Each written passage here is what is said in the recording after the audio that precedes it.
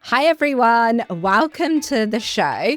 This is the podcast show for female entrepreneurs in business, and I'm your host, Sharn Khaira, founder of the Female Entrepreneur Collective. I'm a certified business and mindset coach, and I went from being in my overdraft for over a decade to generating over £1 million in online sales just over a few short years. So this is the podcast for you if you want to learn more about scaling your business, starting your business, you want to learn more about mindset and healing in business and spirituality as well. We'll be here every week delivering those conversations for you. And I just want to say, welcome to the show. If you found value in this episode, then please do subscribe to our YouTube channel. We want to have incredible conversations every week with like-minded women in business and CEOs, and your support honestly means the world to me. So the more you can share this and subscribe to our channel, the more impact we can have for all of us together, and together we rise. Kreena. Hello. Hello. Welcome to the podcast. Thank you for having me. Oh my God. I'm so excited to dive into today's conversation. Your journey has been honestly so inspiring and just so incredible. And you're someone that I really look up to, really admire. And I think that your journey of resilience and courage is just incredible, especially you're someone who has, survived cancer, also, the journey that you've been on in terms of fertility and surrogacy. And I think that, you've been just so brave, so courageous and so resilient. And I think this is exactly what the listeners need, because I feel like a lot of people, I don't know what it is, whether we're like in a spiritual time, a lot of things are falling away. And it feels like the world is a crazy place right now. Yeah. So many people navigating so many different things. We are living in a crazy world. So I'm just so excited to have this conversation with you. Thank you for having me. Thank you. So before we dive in, just let the listeners know who you are. So I'm Kreena. I am first and foremost a keynote speaker. I'm an influencer, an ambassador, advocate, author, and I guess most importantly, a mother. And I started this journey really informally 11 to 12 years ago of sharing a story of resilience and bravery and what it was to go through adversity. And, I guess the most recent, very scary thing I've done is hang up my hat to a conventional corporate job as an accountant and step fully into my passion projects as my purpose. And, to do that has again forced me to be courageous in my decision making. Yeah. To find, what really drives me through life. Yeah, I love that so much. Thank you so much for sharing that. I'm just so excited for this conversation because I feel like I need it myself. I was just saying before we started. So obviously you were diagnosed with breast cancer at the age of 33. Yeah. So that is such an early age to be diagnosed. And I actually didn't think that you could be diagnosed at such a young age. So talk us through that journey and what did that look like? Yeah, I was much the same. I didn't think anyone under 60 got breast cancer. I was so naive to it. I had no idea what the signs and symptoms were. I honestly didn't think there was anything wrong with me when I found an inverted nipple, which was my initial symptom. And so I left it and I joked about it. And I said to my husband, I've worn some dodgy clothes. What's going on? And it was about 2 weeks after this nipple inversion that he said to me, you really should see a doctor. That's probably not normal. And all of this came sort of rolled on with the backdrop of my own maternal grandmother, my ba, having had breast cancer twice. Oh, wow. But it's that thing typically of South Asian families that no one discussed her diagnosis. And she was obviously 2 generations above me, came from that very closed type of existence where she didn't want to share her vulnerability. She just wanted to get on with it. And so we didn't learn from that diagnosis. And I always say that if we had, I probably would have been diagnosed earlier because I would have known what I was looking for. And that's kind of what drove me to share my story so publicly, because I felt that if I let people know that this can happen at a young age, maybe I can save someone from a very late prognosis, because they'll know what to look for. They'll know that this disease does occur in young women, and it could just save someone's life. Yeah. And that was like my real turning point. Initially, I didn't tell anyone that I'd been diagnosed. I was hiding away. I didn't tell my closest friends. And I remember the oncologist sort of when he said to me, you're going to have chemotherapy, I just cried because I knew it would become an outward battle. I knew I'd lose my hair, and I knew that there'd be so many more implications to the disease. In my head, I thought if we just cut the breast off, we're done. But it was so much more complex than that. And I think that again goes towards this conversation that we never have in our community about cancer and what it really is to be diagnosed with that disease. It's not just a common cold that we get over and then we go back to our ordinary lives, which I assumed it would be. It's changed my life forever. Some, in some ways beautifully and wonderfully, but in some ways it literally tore me apart and, tore apart everything that I knew about myself. I always say that I think as South Asian women, we're quite often a series of tick boxes. Someone else's tick boxes. We're marriageable. We've got long hair. We've got fertility. We've got good looks. We've got a nice car. We've got a good job, good university education. And we're just society's series of tick boxes. And I was definitely that. I was at the top of my career. I was, looking to get married. I drove a nice car, bought a nice house, and everything was going really well for me. And then the diagnosis came. And I didn't realize it at the time, but it was the first step in my journey back to myself, because what it did was shatter every tick box I'd ever lived to exist for. And it took away all of my conformity. And all I could do at that point was go back inwards. And it's that return to love journey, really, of who am I? Why do I exist on this planet? And what do I want my legacy to be? I love that so much, because I think it almost shatters like your own foundation. Absolutely. Of what you've thought life should be like, and that conditioned belief of what life should be like, especially as like a South Asian woman. We do have so much shame and stigma around almost everything, actually. Anything. Yeah. Whether it's health or especially traditionally in our culture, it's, it's been cancer has kind of been a secret that, people don't share. And I think now is a good time, because I think more and more people are openly sharing. But I think, even when you had that. Yeah, it wasn't. I mean, social media was very in its infancy. I was diagnosed in 2013. So that's now 12 years ago. There weren't any Indian girls influencing or sharing their story at all. And I remember I very early on got asked to join a media campaign sharing my journey with breast cancer. And initially I was like, no way am I going to do that. No way do I want a poster of me with my bald head out there. No way do I want anyone to see me in this vulnerable state. I was so ashamed. And it was only through my own sort of self-counseling that I was like, well, why are you hiding? What are you hiding? Because actually this is a chance to change your life, and this is a chance to help someone else. So take it. So I very nervously joined a campaign for a charity back in 2014.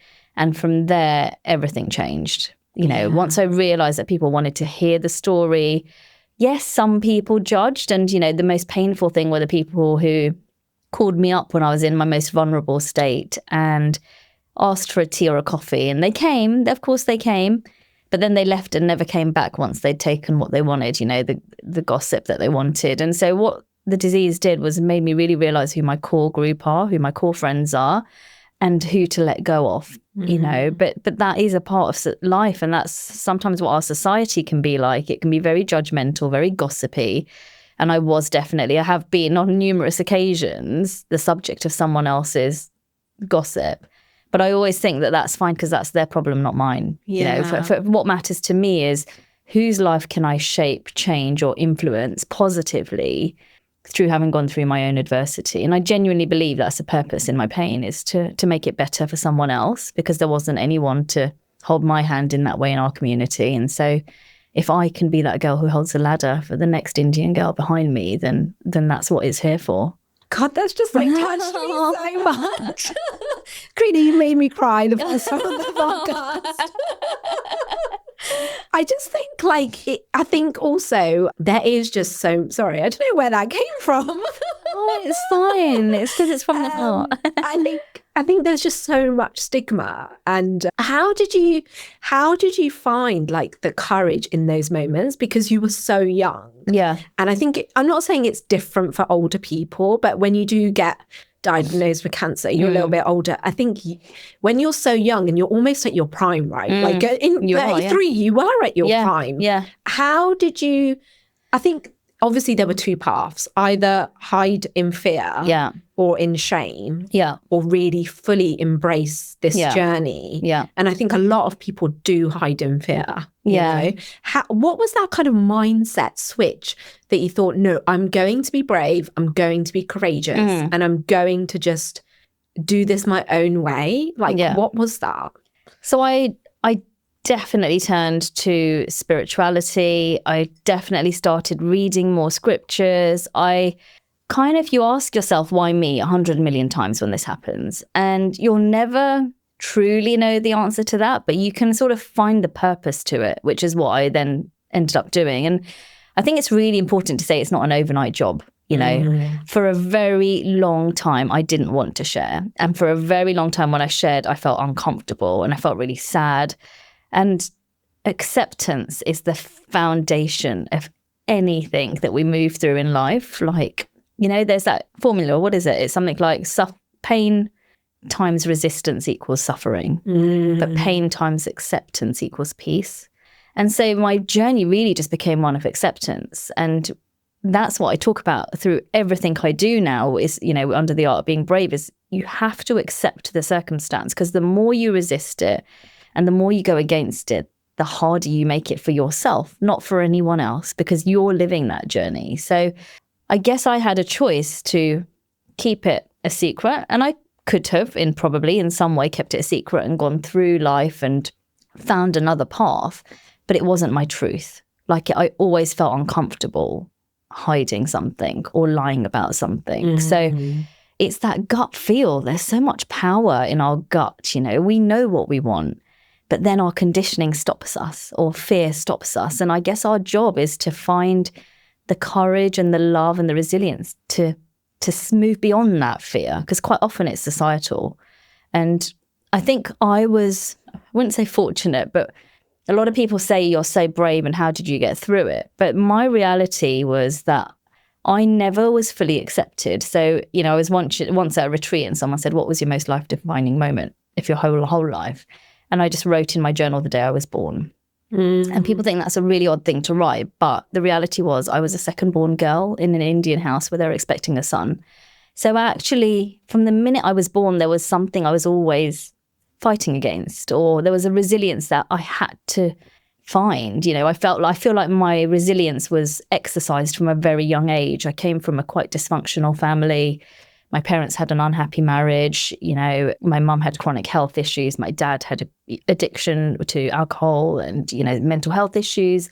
So I think what made me get through it was that I had been flexing my resilience from a young age, a very young age, you know. And so that, as much as I really hated that as a child, I was like, why can't I have a simple life? Why can't I have parents that are like, you know, Joe Bloggs around the corner?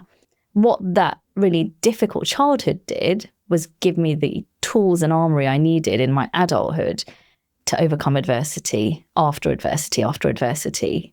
And so I just feel like I've been really well equipped from a young age to lean into finding my courage and my bravery and my resilience and using it to overcome all of these obstacles that come my way, because it didn't just end with breast cancer. It kept going on and on. So, yeah. And I think that's so beautiful what you said about turning your pain into purpose and power.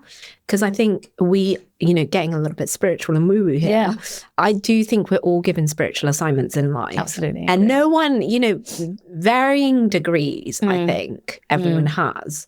But I think that you can either take that pain and turn it into something beautiful and lead the way forward and be a trailblazer, or you just sit with that pain and it becomes suffering for the rest of your life. It suffocates you for the rest of your life. And I've seen people like that. You know? And it's really sad. And I see people like that and I think, but the thing is, I can't do anything to help you. You know, like, this is definitely an inside job. So as much as, you know, this podcast, my work, it's all out there for people to digest. Until you're willing to accept it fully for yourself, that message of it will be okay, it'll be different, but it will be okay, you'll never overcome it, you know? And I know I've said quite often, like my favorite quote is hold on, pain ends, and it spells out hope.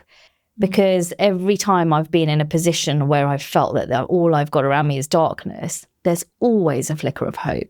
And I know a lot of people in the cancer community, I've been through severe heart failure, or I've seen like total end of life myself.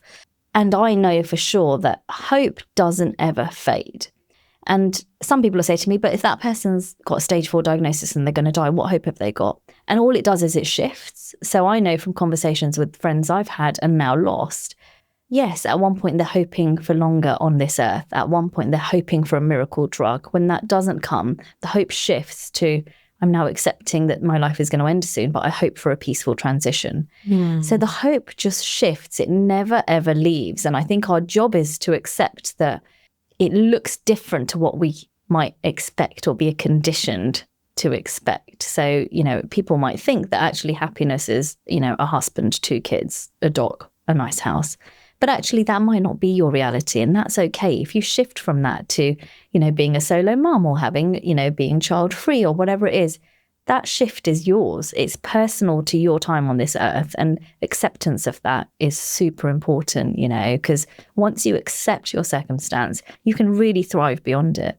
Yeah, I love that so much. And I think it's the societal and cultural programming that tells us that life should be a certain way, especially in our culture as Asian women. It's like that kind of perfect life. Yeah.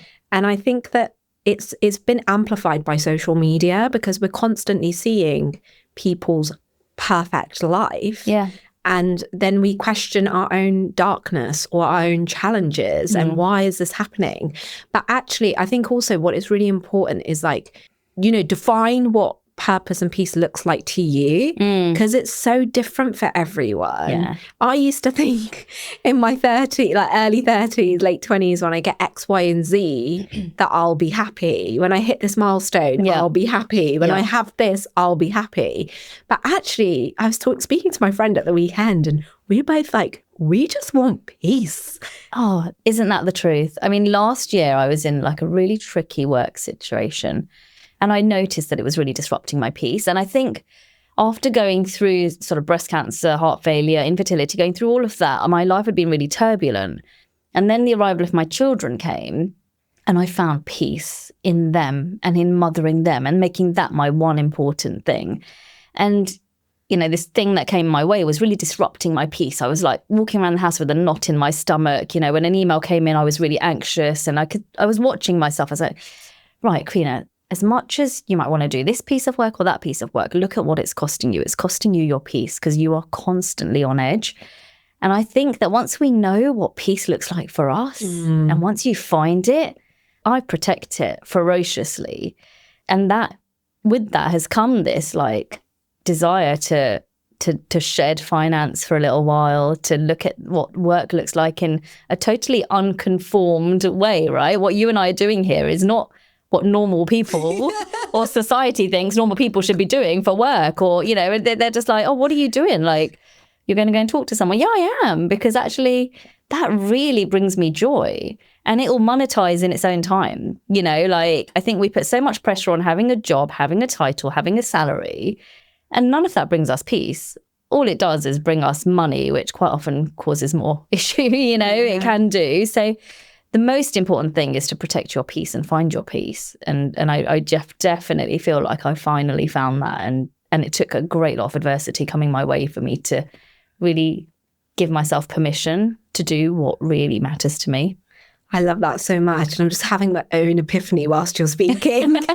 I feel like this conversation is so spiritual. But I think also it's like you said, it's really defining.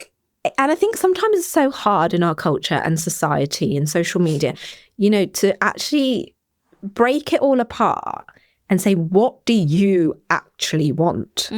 Because I'm someone who's so ambitious and so driven. But in this season of my life, this year, I didn't do my big event. I was like, this year I'm really craving growing my brand, building my audience.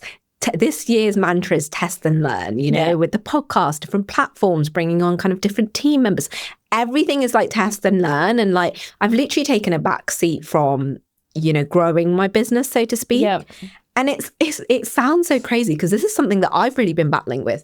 You know, my business has done so well over the last few years. Like this year, we don't need to go after like business growth. Yeah. We just don't need to do it. Yeah. You know, financially, we're all good, you know, but it's so uncomfortable. Yes. And it's standing still. So uncomfortable.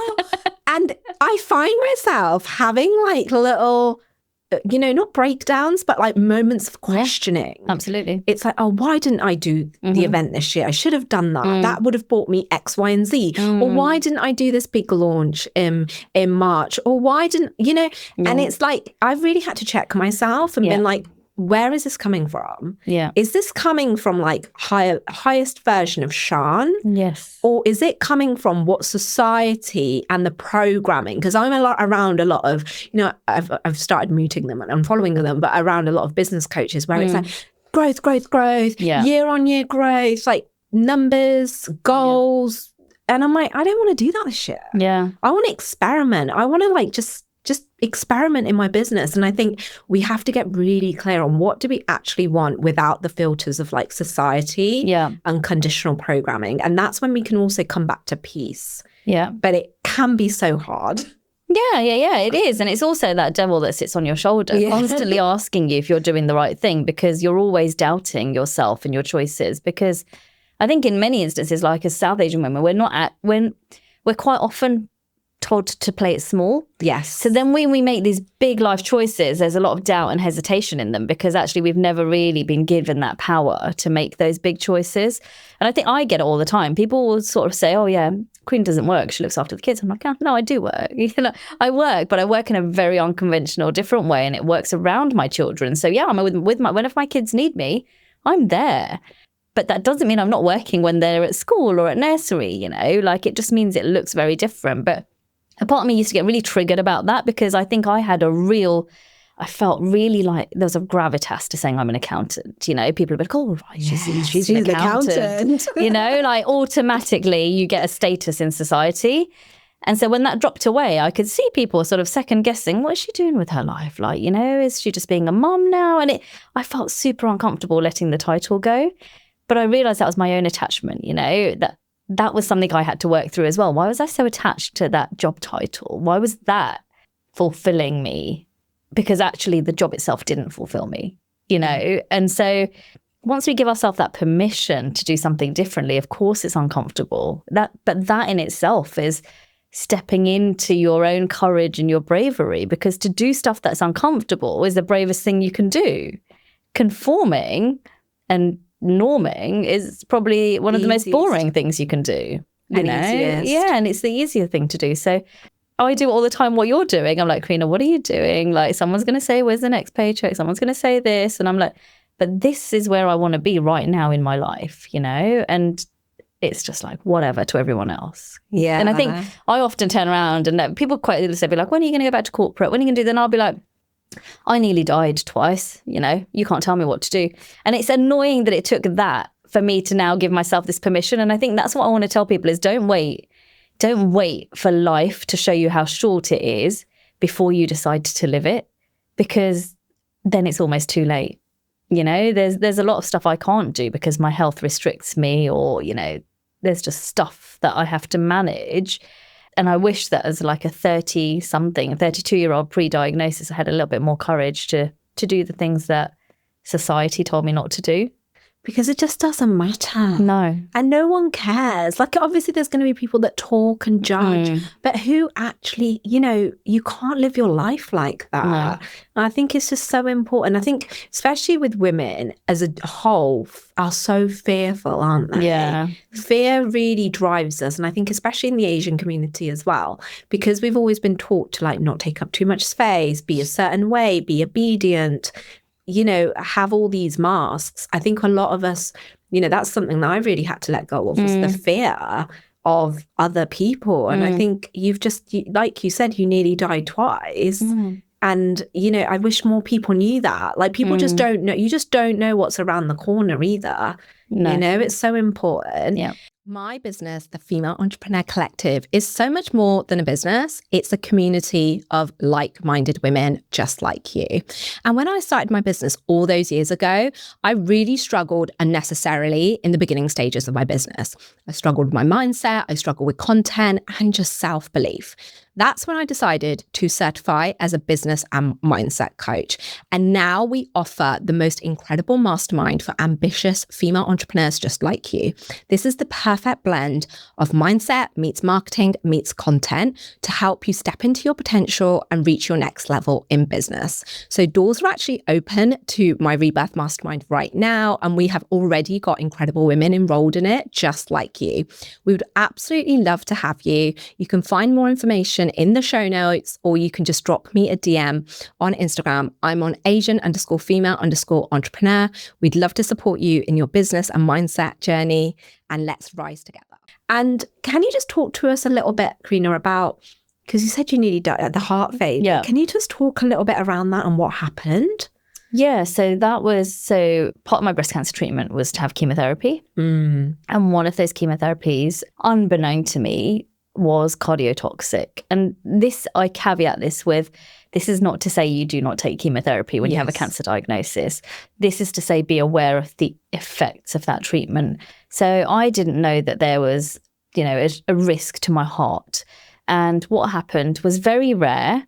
But 3 years after my diagnosis, we were on holiday celebrating like life beyond cancer in Vancouver. Oh, wow. And I got rushed to A&E. I couldn't breathe. They couldn't diagnose me. They sort of, you know, were doing everything to keep me alive. And eventually, after a sort of a long series of tests, a cardiology team put a scanner on my heart and they just said she's in acute heart failure. So what had happened was the chemotherapy had damaged my heart for the 3 years since my treatment. And I arrived at A&E with a heart function of 6% and very close to losing life. And so the team were like, you need to call her family over. She won't survive this. We don't see people coming back from such severe heart failure. But I did, you know, and you know, we talk about so much about spirituality, but in that moment, like it was something out of a TV show when I got diagnosed, like these red lights went on. I was chucked into the from the emergency room to intensive care. And it was just me and my husband. And I remember catching his eye at one point thinking, this can't be the end. This cannot be the end. We've come to celebrate the start of life. And how are we now in this scenario where we're being told life will end in 24 hours? So it was a really difficult time. But when I was in intensive care, all I can describe this as is an awakening. Like the doctors kept saying to me, your condition is severe. The prognosis is poor. And in my head, there was a voice, like an energetic voice, and it says, this is not where it ends. This is not where it ends, Kreena. Let them say what they want to say. You will survive. And I don't know whether that's, you know, God or spirit or soul, who it was, but it was loud and clear. And so I kind of just let them carry on doing everything they had to do. And of course I was afraid. I was very afraid for my future. But I also had this gut feel that I was going to be all right. Okay. Yeah. And so we were in Vancouver. I was in intensive care for about 2 weeks, just over 2 weeks, in hospital for another 3 or 4 after that. Then left hospital in a wheelchair, was held in Vancouver for almost 2 months because I wasn't fit to fly home, and eventually got back to the UK, but with a heart function of 11% and, you know, using a wheelchair to get around. And I was 36, 37 at the time. And in many ways, that diagnosis was even harder than the cancer diagnosis because with cancer, I felt I had time and I could get through it. And I'd seen survival stories. With heart failure, I had not seen it. I had no idea what it was. And to this day, there's no one, my own cardiologist is like, I don't have a case study like yours. No one in that situation gets back to where you're back to. It's incredible. But I talk about sort of the soul and the purpose of life and stuff. And like, I genuinely believe that was part of my journey, you know? And I think I'm always asked, how do you keep going? How do you keep on when these awful things happen to you? And I'm like, I totally surrender, like, to the fact that my life has been prescripted and, you know, and my soul chose this life. And so it comes back to that thing of resistance versus acceptance. Yes, all of these severe things, grave things have happened, But the minute I accepted it, I found a future beyond it. When I came back from heart failure, I said to my cardiologist, I want to be fit by the time I'm 40. I'm not going to be in a wheelchair. And he was like, okay, we'll work towards it. When I was 40, I trekked the Himalayas for my 40th birthday. Wow. I always said I wanted children. And he said to me, it's not possible. Your heart's too weak. You can't carry a pregnancy. My oncologist was like, you cannot carry a pregnancy. The risk of your cancer recurrence is too high. I'm like, I'll find a way. And so it means giving up like what you thought it would look like, but then opening yourself up to something totally different, but equally as magical. And, when it came to the children, it took a lot of sort of reflection, counseling to myself, and exploration of what motherhood could look like. Yeah. I love that so much, what you shared there. And I think we are put on this planet. We choose our spiritual lessons. Just like I think we choose our parents, we choose our spiritual lessons. Yeah. And I think in this lifetime that we have to learn the lesson. Absolutely. And I think if we don't learn the lesson, then I always think it's going to come back in the next lifetime. Yeah. I always think if you're not learning it now, you're going to learn it in the next one. So you might as well just learn it now. And I think it's so interesting. I think a lot of people, it's what I said before, is just that preconceived idea of what life should look like. And I think people are really rigid, aren't they? And surrendering is so difficult, isn't it? Yeah. And I think in terms of like just fertility, because I know this will be, it's such a hot topic for women right now. Obviously, the fertility rates are not promising for women. A lot of people explore IVF or surrogacy. But again, in our culture, it's not even in our culture. I think in general, there's so much stigma. It's like even when you look at the celebrities and surrogacy, they almost get shamed for it. People like Priyanka Chopra, even I think Kim Kardashian, which I think some people obviously have their reasons, but there's like a lot of like shame. Like when by the point you reached the motherhood era, had that kind of shame dissolved, or was there like more to kind of uncover there? No, yeah, it still exists. It was still there. And the fear was very much there of, there's two fears really when you go through a surrogacy journey, particularly in the UK, because the nuance of the law, which I'll explain in a mo, but like there was a fear of the process. And then there was a fear of society. The process being in the UK, when you become a parent through surrogacy, the person who birthed the child is the legal birth mother. And then you have to go through the family courts to have a new birth certificate issued and parental orders and parental rights changed over. So for my children, I was never their mother in legal form when they were born. And so that brings with it a fear of what if someone keeps a baby, and that's scaremongering, that's sort of media saying that, surrogates keep babies. I know in my heart of hearts that neither of my surrogates wanted to do that, because they come to surrogacy because they want to create a family. They don't want to extend their own family. There are much easier ways of extending your own family than getting pregnant with someone else's child. So I knew in my heart of hearts that wasn't a valid fear, but it didn't stop the doubt creeping in. And then there was this societal fear that what if people judge me for not being pregnant? What if also I don't connect with my husband in the same way because we haven't grown the child together in our home in the way that a pregnant woman would? What if my children don't recognize me as their mum? And what will people say? Will people accept these children, or will there be some judgment and stigma around it? But the one thing I always did in every conversation I had when it came to motherhood was ask myself a question, and that was, what do you want, Kreena? 9 months of pregnancy or a lifetime of motherhood? And then you have to choose. If you wanted 9 months of pregnancy, it potentially comes at the risk of your own life. If you want a lifetime of motherhood, you surrender it and hand it over to someone else and, sod everything that everyone else says around it. So again, it wasn't an overnight decision, it took a long time. And even for my husband, I was on board a lot earlier because all of this was happening to me and my body, and I knew I had to explore these paths, but he had a lot more resistance. It's like, I don't think I can see it happening. I don't think that's going to work for us. And I was like, it's our only option. So we're going to make it work. And it took a lot of sort of, I guess, me doing the work myself, showing him the stories of hope. And again, they were never brown girls, you know. God, I think you're the first person actually that I know that's gone through surrogacy, apart from like the celeb. I honestly don't know anyone. Yeah. And that's really sad because there's a valid path to parenthood for people who can't carry their own pregnancy. But so many people are so afraid of doing it. And again, that's why I share it, because like I have a podcast called The Intended Parent, if anyone is in a situation where they're looking at surrogacy, and it tells you everything you need to know about it.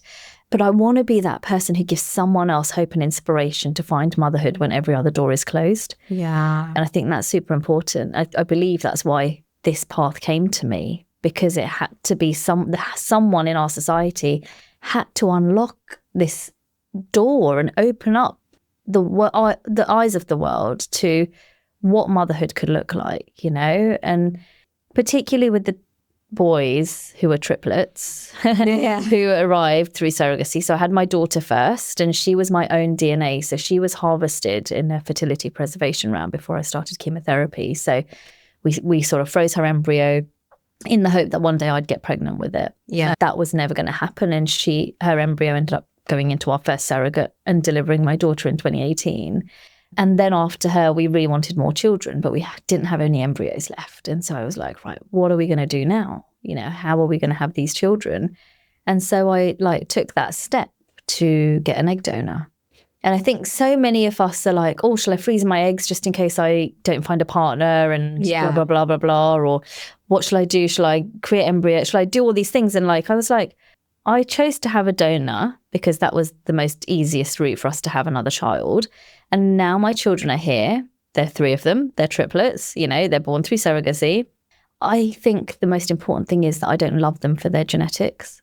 And so for everyone who thinks they're beating themselves up about not harvesting their eggs on time or not finding that perfect person, there's still another path. You know, you don't have to be biologically related to your children to love them endlessly and unconditionally.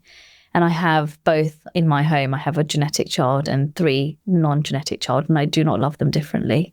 And I think that's really important for our culture because we put so much emphasis on like blood is blood. You know, that's blood's thicker than water. Yeah, blood's thicker than water, blah, blah. And I'm like, that is BS. It really is, because love is love, and that's all that matters. So yeah, I've kind of lost my train of thought, but I just think, you know, when it comes to challenging the status quo in fertility and looking at those alternate paths when it comes to parenthood, if doors are closing around you, then there are options, you know, and that's why I share my children on my social channels, because I'm like, they bring me my life's greatest joy. But that joy only came after deep adversity, loss and grief. And in all of this, none of this stuff is overnight processes. Like, you know, when I did lose the chance to have more biological children, I had a massive like journey with grief and loss and sadness because it was a door that closed, right? But when one door closes, another opens. And so our job is to give ourselves time to look at the situation, to accept that situation, to surrender to that situation, and then do the work to move on from it. I think that's so important what you said there, Kreena, because I think, again, coming a lot back to culture and society here, but it's almost like we have to get over our grief so quickly. Yeah. And I think we have to, as a society, especially in the UK, we rush through things. Let's just rush through our grief. Yep. Let's just rush through this big thing. It's not, I think that one of the reasons that your cancer story touched me so much is because we had 2 deaths at the end of last year. And unfortunately, we had a close family member that died of cancer, and I really took my time. You know, it's just expected of us, like, oh, just bounce back. Yeah, don't grieve, just push it all down, don't process. They wouldn't want emotions. You to cry. I know.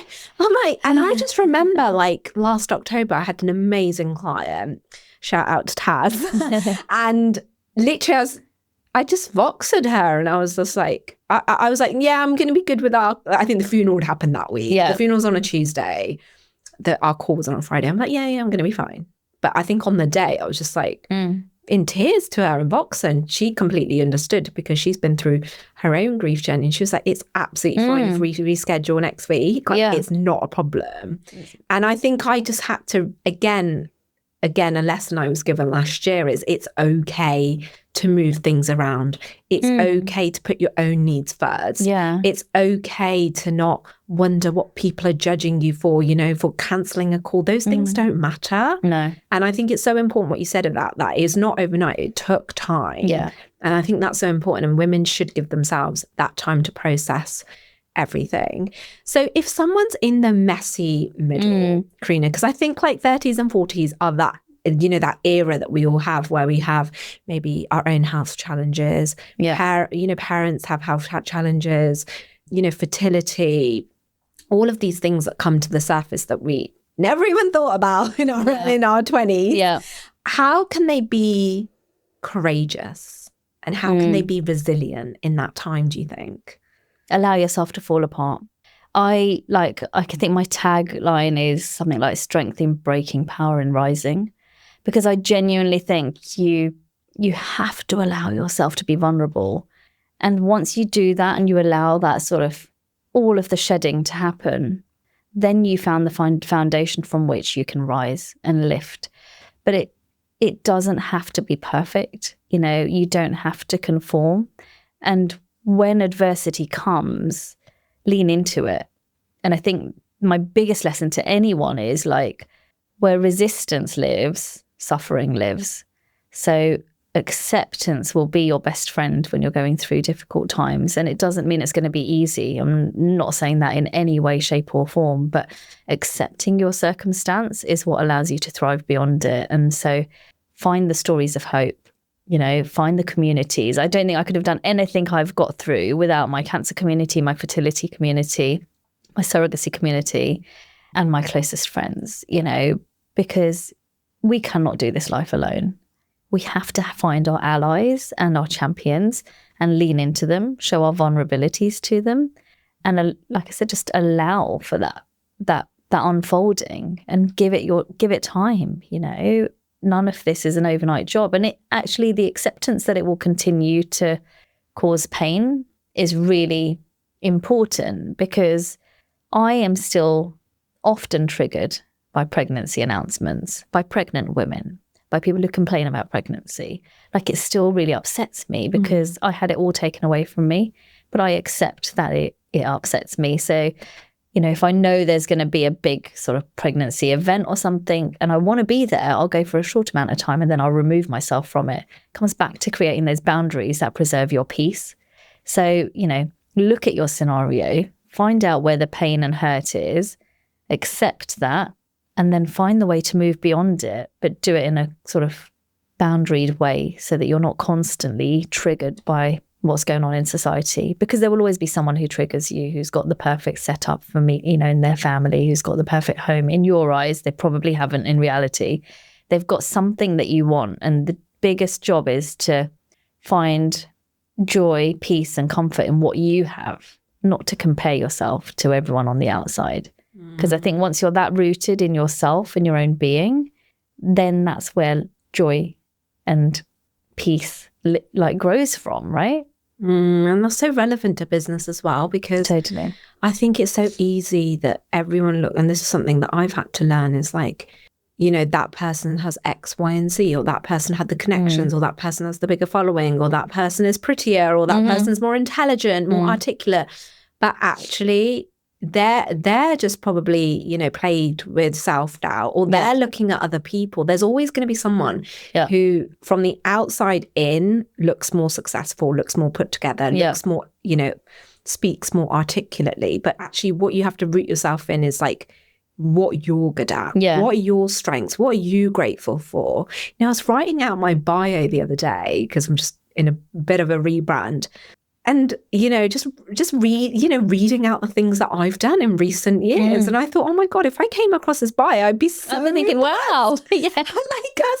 I'm so impressed. But we always forget, we're all guilty. So quickly. I did exactly the same thing at the beginning of the year. I was really doubting myself. And then someone said to me, write 15 reasons why you should be in the room. I wrote like 30, right? And I looked at it and I was like, why? Why do we do this to ourselves?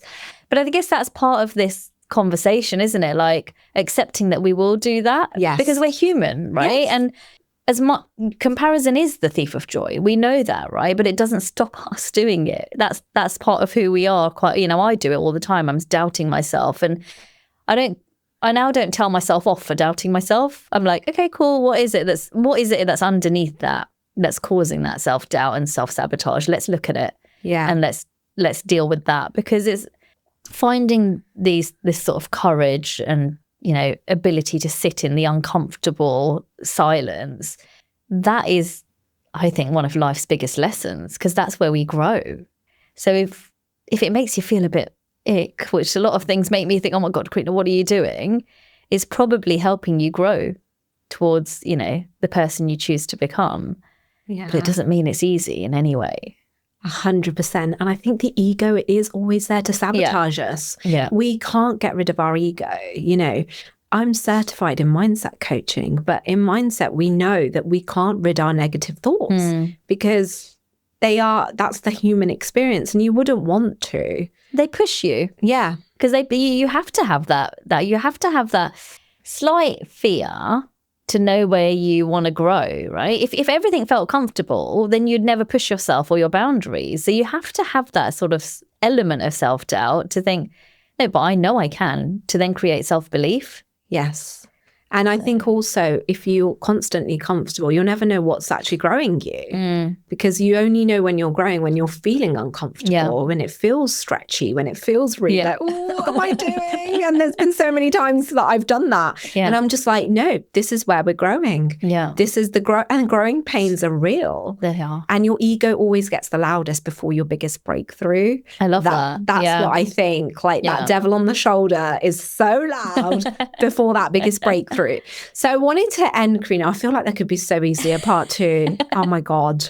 Say this to all of my guests, especially for this podcast. But you've obviously had an incredible message, the bravery, the courageousness, the resilience, and you've been able to amplify that and really get that out into the media. You've been on, I think, on Loose Women, in terms of like the BBC, you've connected with them. You're part of some incredible campaigns like Estee Lauder, for example.